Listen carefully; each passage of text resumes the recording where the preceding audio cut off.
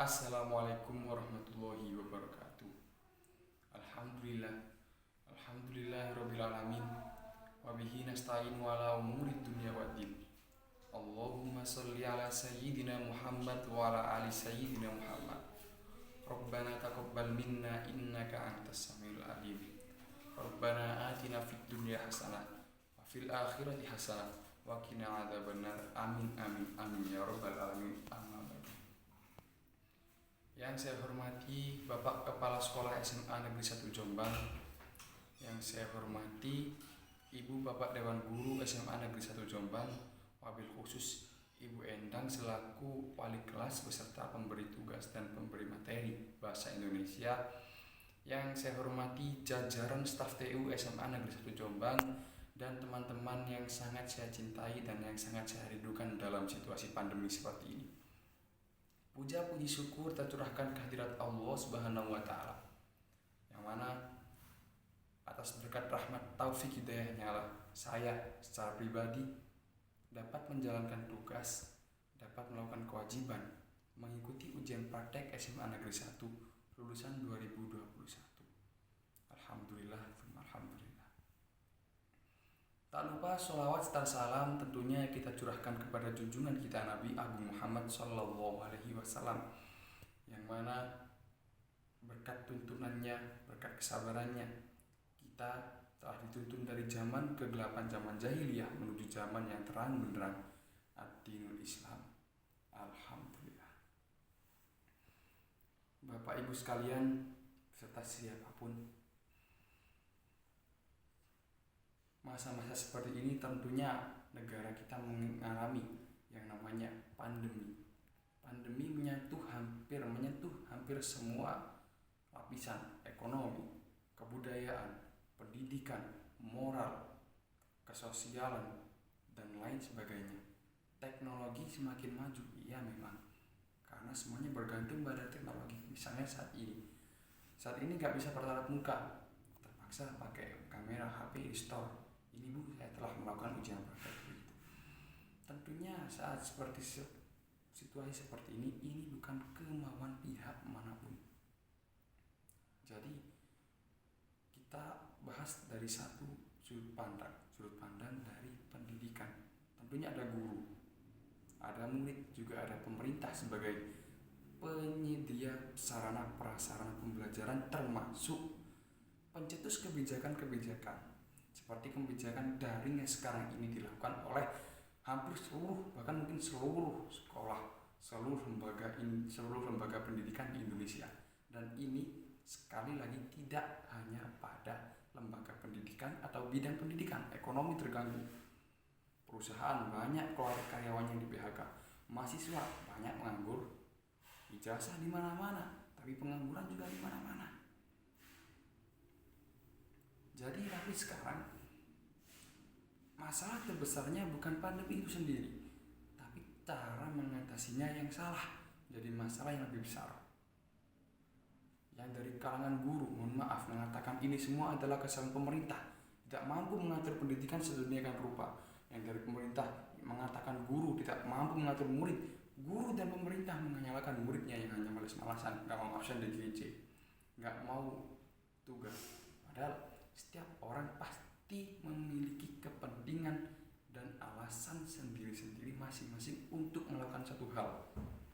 Misalnya si A, Anda memiliki murid, kebetulan dia sering tidak absen, terutama pada situasi seperti ini, semua online, serba online, teknologi sangat diperlukan. Saya kasih tugas, kamu ngumpulin, kamu saya anggap hadir, kamu nggak ngumpulin, saya anggap kamu apa gitu. Nyatanya pendidikan nggak sesederhana dan tidak seegois itu hingga menuntut murid.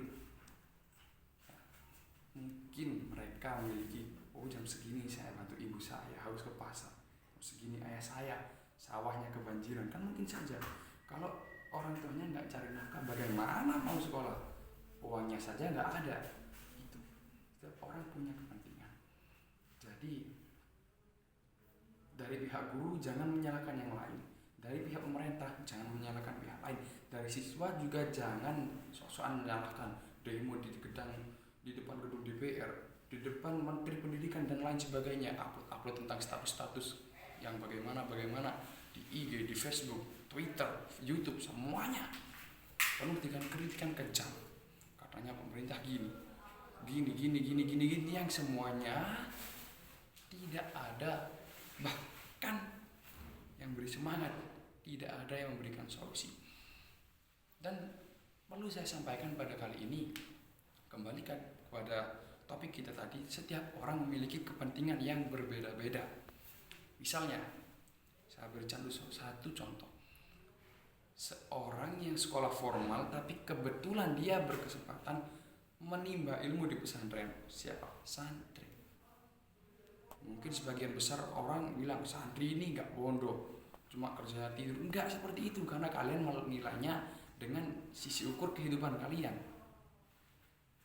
Mereka mungkin mengaji. Pesantren memiliki cara sendiri mendidik santrinya. Sekolah formal pun yakin saya seperti demikian. Sekolah formal ada daring, ada ujian praktek tetap berlangsung walaupun keadaan seperti ini. Tapi santri pun punya caranya sendiri-sendiri untuk mengoptimalkan potensi pada dirinya.